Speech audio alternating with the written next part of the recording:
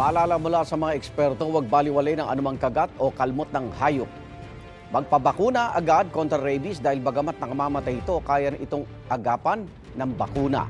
Ditong linggo may naitalang ulit na namatay dahil sa rabies. At may unang balita si Jonathan Andal.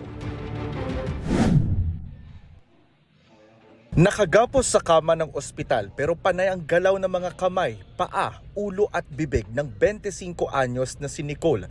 Nakapag-video pa siya habang kumakain pero halatang balisa na. Sumenya siya sa kapatid na iinom ng tubig pero pinatak-patak lang niya ito sa bibig gamit ang straw. Kita ko talaga yung hinga niya. Pag ganyan na, sabi ko, sir, sabi ko, may hika ka ba, nak? Sabi niya, mama, opo. Sabi ko, sige, uminom ka ng gamot. Sabi niya, mama, pag uminom ako ng gamot, malulunod na ako. Si Nicole tinamaan na pala ng rabies virus.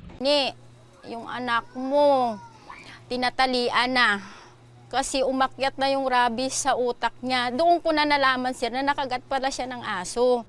Wala raw pinagsabihan si Nicole na nakagat siya ng aso. Sabi ng ina, noong Marso pa nakagat sa paa ang anak. Pero nitong Sabado lang, May 24, lumabas ang mga sintomas. Saturday siya ng gabi, tumawag siya sa akin mga 10 o'clock.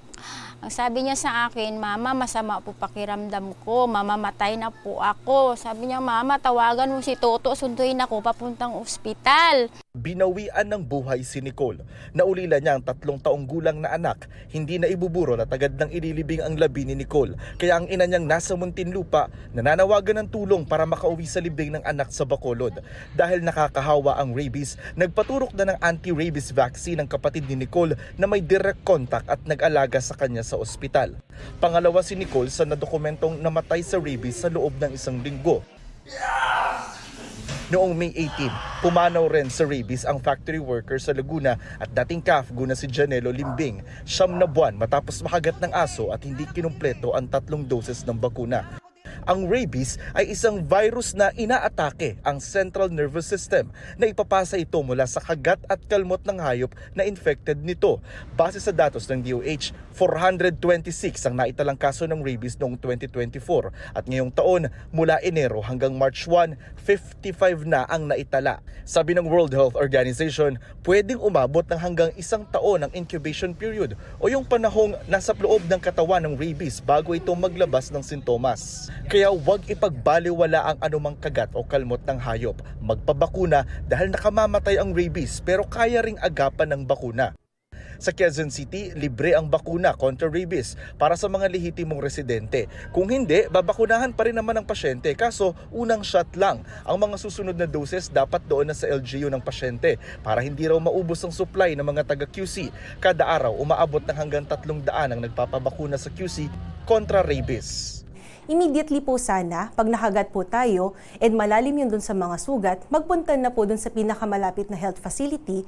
Not necessarily mabibigyan po kayo agad ng vaccine, depende rin po kasi dun sa dami ng nakapila, pero at least mabibigyan po kayo nung dun sa instructions, anong gagawin po ninyo kung habang nag-aantay po kayo na mabakunahan. Libre rin ang bakuna kontra rabies sa RITM sa Muntinlupa, Amang Rodriguez Hospital sa Marikina, pati sa San Lazaro Hospital sa Maynila na may 100,000 vials pa raw para sa buong taon at kung maubos, nakakahingi naman ng tulong sa DOH. Magtanong din sa inyong LGU para sa libreng bakuna.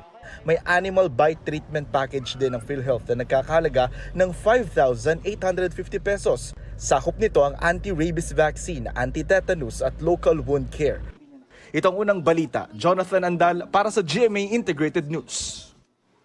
Igan, mauna ka sa mga balita, mag-subscribe na sa GMA Integrated News sa YouTube para sa iba't ibang ulat sa ating bansa.